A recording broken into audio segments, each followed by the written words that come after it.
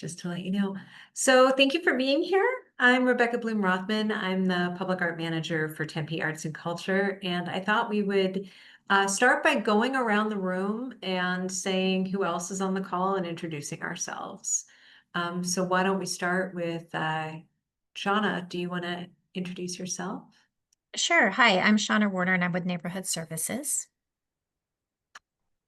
And then Christine. Hi, yes, I'm Christine Garner-Beatty, Public Art Coordinator with the city. And I'm very excited to be here today. I actually grew up in this area. I went to school at Mariposa and Corona del Sol. So for me, it's really lovely to see artwork coming to the place that I grew up. So excited to be a part of this. I'll hand it to Kat.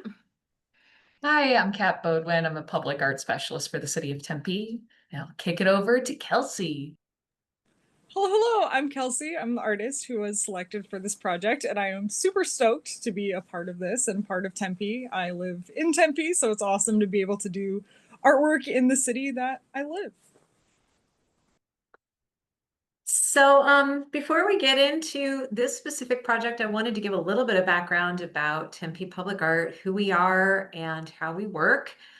We are part of Tempe Arts and Culture. We are a division within the city. And my slide doesn't want to be moving. There we go.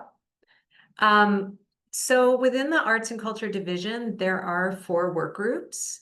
I'm sure many of you are familiar with the Tempe History Museum, which is a wonderful asset, not only for all objects that relate to Tempe's history, but stories.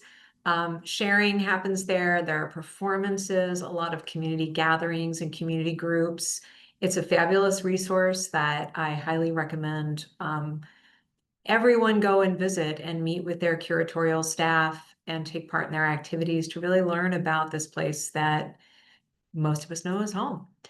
The Tempe Center for the Arts is another great facility and work group in the division.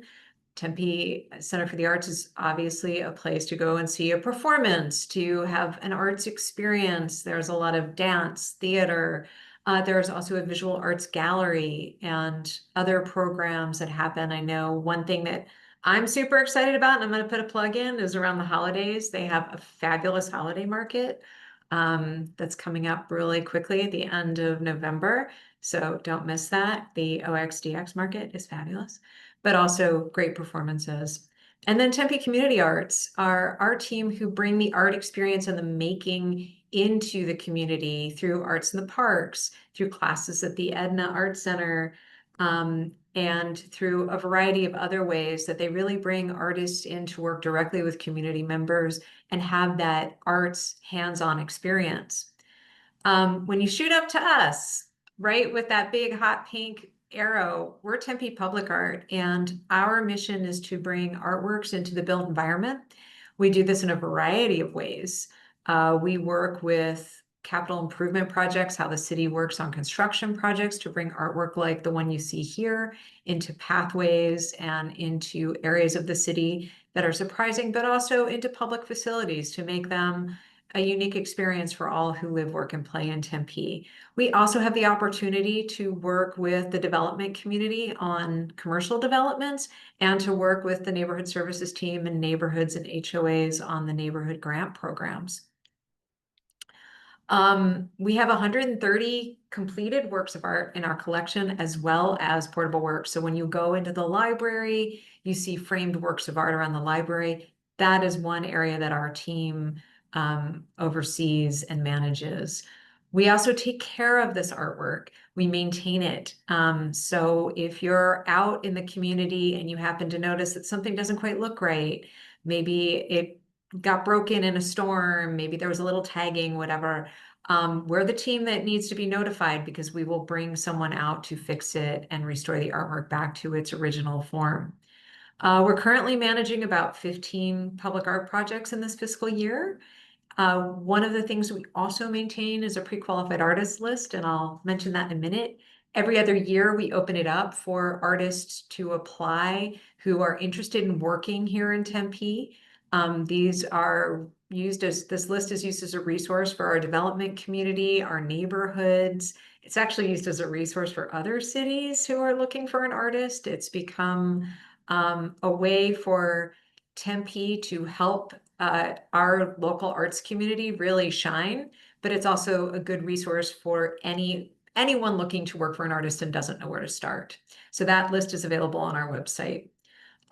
We do review and consult with others on their works of art. We get calls from developers, from residential homeowners, from other areas of the city who are looking to bring art to their communities. And so we work with that. But particularly in the art and private development, we work really closely with our community development team on those projects. Interestingly, what you're looking at are maps from our GIS map. We have maps available on our website that you can see where all the artwork is throughout Tempe. When I say all the artwork, I don't mean all of it. I just mean the ones that we, the city, have had a hand in, because as we know, Tempe is full of art everywhere. So this does not include residential murals or private independent pieces, but it does show where there are pieces that have been commissioned by the city, as well as through ASU, through Valley Metro, through other city partners. And when you look at this map, what you see is that there's quite a bit of condensed artworks in North Tempe. And that is because it includes in this map ASU as well as Valley Metro, as well as a lot of the homeowners associations that have received art-related grants.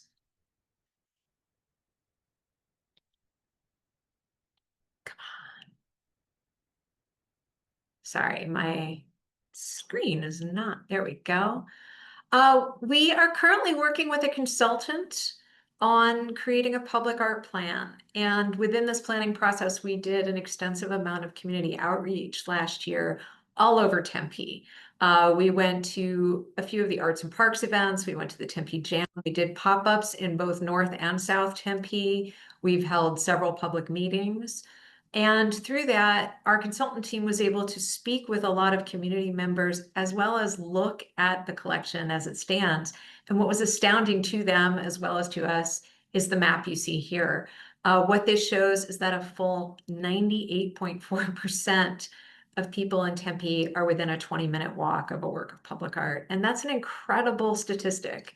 You don't see that in most cities. Tempe is very unique and very engaged. We also heard that most people wanted artwork closer to where they lived. And as you look at this map, you'll see that there are two pockets that did not have a work of art, one of them being the intersection we're here to talk about today at Mural and Warner. And that's really how we help to identify this specific area as a spot that we heard from the community really wanted to see more artwork. The intersection at Mural and Warner is interesting because this specific intersection is home to a large area that's run by SRP. And what that means is that there are limitations to where artwork could be placed and what types of artwork we could work on. So in conversation with SRP and with some of the business owners in that area, the 3 utility boxes that are circled here were identified as a good opportunity for an artist to create a landmark that would help identify this area, relate to the surrounding neighborhoods, and really bring some vibrancy to a corner that is home to a utilitarian situation, we'll say. The goals were to beautify and engage and celebrate the unique identity of these surrounding neighborhoods. And the intention was to find an artist who could create a concept that related to the area and that could be completed by winter of 2026. To again, bring things together and to bring some life to this area right outside of what is arguably one of the most, I think, lively intersections and lively shopping centers that I've seen. I know that Postino's is quite popular. So to do this, we provided the artists with, and we provided our selection panel with some information from the character area plan. The character area plan was done through our community development group team with community insight. And what they really looked at is, what is the character of this area? And as you look at this text, what you'll see is that, you know, it is a quiet, active area where equestrian activity, where, you know, artwork could be functional or whimsical. Integrating art into commercial areas was a key component, and using art to enhance the use of the space and surprise the eyes, educate, entertain. So in seeking an artist, we did use the pre-qualified artist list. We identified artists who had experiences working with utility boxes like this one and in areas like this one. And we held a selection panel that was comprised of community members from the area, as well as a member of the Tempe Arts and Culture Commission, and a business owner in the area, to help identify who might be a good fit to address this. Through a pretty engaging process, they interviewed artist Kelsey Phillips, who you're going to meet in just a minute. These are some examples of their past work. And really what they saw in Kelsey's ability to address this was a willingness to learn more about the surrounding neighborhoods, an understanding of how to create an engaging artwork that would bring people together. And from there, I am going to reiterate that what you have seen thus far to get here in the postcards and what you're going to see today was the idea that Kelsey came with in the interview process. It is not a completed design. And the reason that we wanted to have this meeting and that we are having the public meetings is to make sure that Kelsey has a chance to hear from the community about their thoughts about what this neighborhood is like, their thoughts about how artwork can be integrated well. And so again, it is a concept, it is an idea, and we'll be working closely with the artist to get to that final design completion. And this is the first step in that process. So with that, Kelsey, I'm gonna let you take over and you can just let me know when to click the next slide. Awesome. Hello, hello. It's nice to see or virtually see people. I might see more people later today. So this presentation is basically the proposal that I gave to the city. So once again, everything in here is pretty much a sketch and pretty loose, but it will be tightened up and finished to the level of polish that you saw the other works. So if you don't mind going to the next slide. All right, so as it's been said like 5 times before, my name is Kelsey Phillips. I actually was born and raised in Phoenix. I grew up on the west side of Phoenix and came out to Tempe to study at ASU. I've lived there since, or lived here since, and I have been living in Tempe for about 7 years. I live more in North Tempe, but I'm super excited with this project to have gotten a feel for South Tempe and then work more in that area. So I work with Tempe Community Arts in the Edna Arts Center. I've worked there for about 4 years.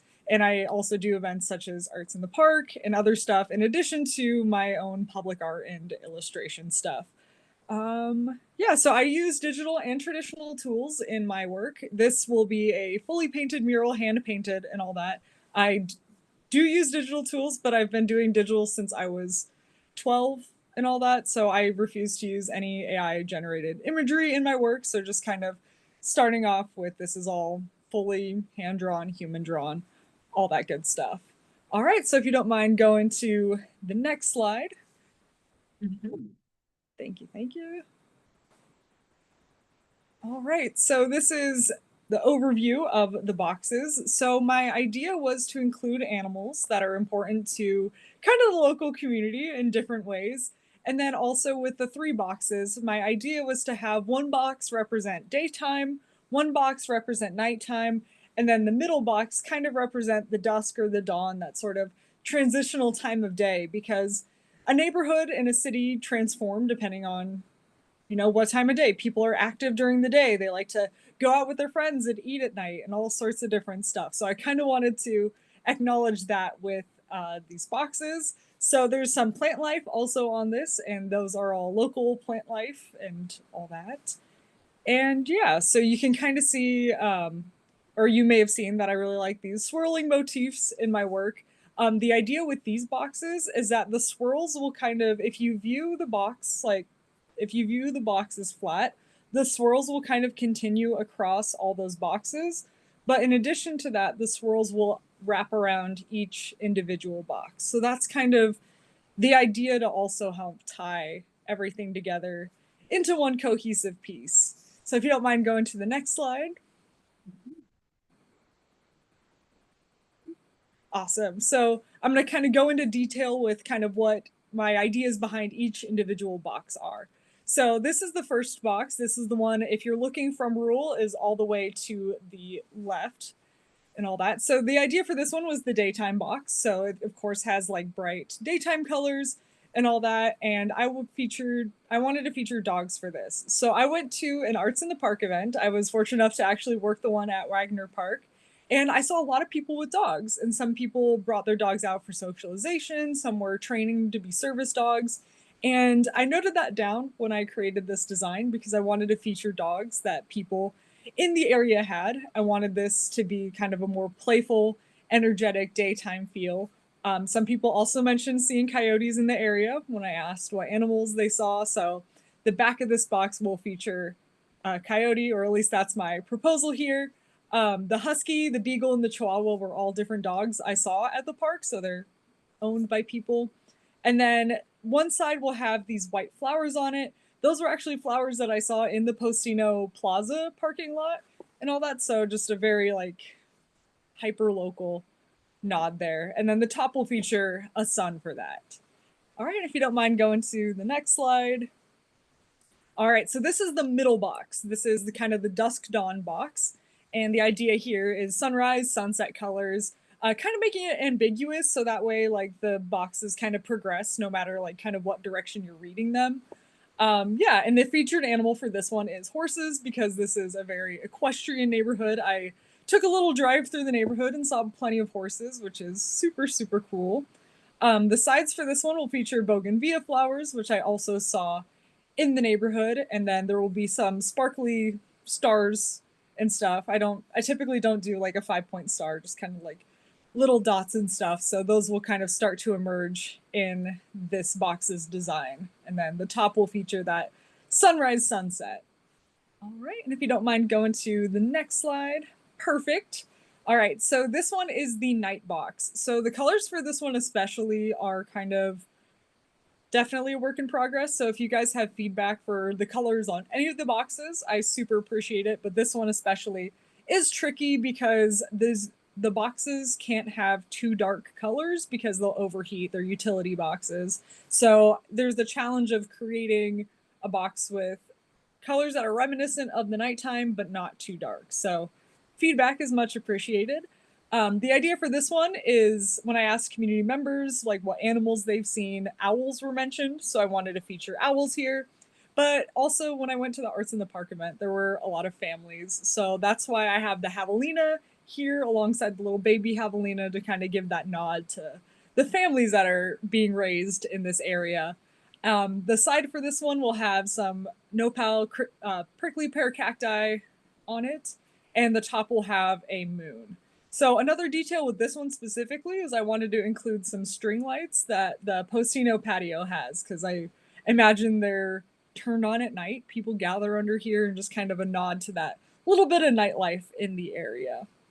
All right, if you don't mind going to the next slide, this is just kind of a digital mock-up of one example of the boxes. So the idea is all of the exterior facing sides will have an animal on them, whereas all of the sides that kind of is a box facing each other will have a plant or something like that. Something that adds to the overall vibe or energy of the box, but doesn't detract from the animals. It isn't something that you're like, not something that will really prompt people to get up and walk in there and just be like, oh, that's a missing part of the picture. It's kind of it's a plant. You can get the idea of it from a further spot. All right, if you don't mind going to the next slide. This is another angle, so you can kind of just see. This was a digital mock-up and the alignment isn't perfect. So once again, the idea is that the swirls will connect, will wrap around each individual box as well as each other. If you don't mind going to the next slide, this is kind of what it will look like from the back. So there's a little bit of challenge with the design here because of that brick wall, but I wanted to kind of, especially like with the owl flying and the horse being a taller animal, wanted to kind of make the design visible over that wall. All right, and if you don't mind going to the next slide. So some other considerations that went into this design. So the front side, so the side that people will see from Mural, was designed with more active poses and positions in mind. The horse is running, the dog is jumping. The javelinas are kind of just cruising along, but this is the side that will see the most motion with people from the sidewalk and the road.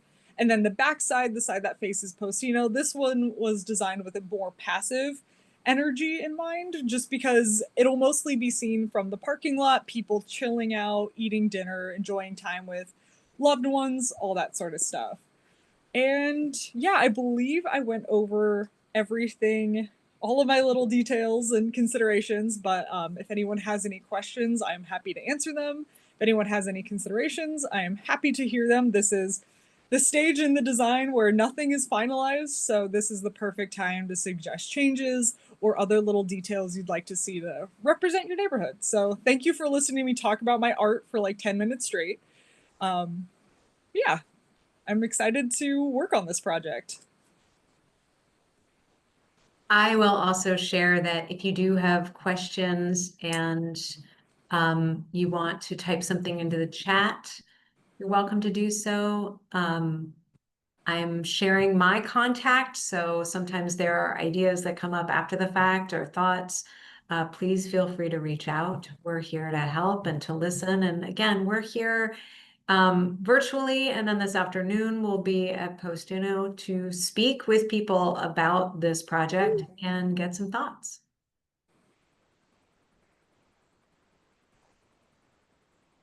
Oh, thank you so much, Quincy. No, this is a really cool neighborhood, and I really like how every neighborhood in Tempe is kind of different. Like, I've mostly lived in North Tempe because just like studying at ASU and then where I ended up afterwards, but it's really cool to be able to explore and then also doing like arts in the park, just seeing how different every little area of Tempe is. So this is a really cool neighborhood to be working in.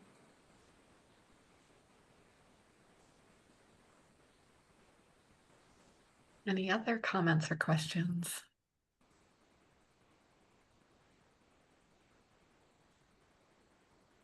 Thank you so much, Sally.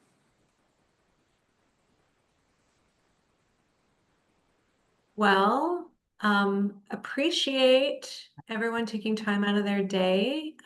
We will have this information available again. We'll be out in the neighborhood and working on this for a while. So thank you for taking time to learn about the design, to meet with the artist, and to meet with us.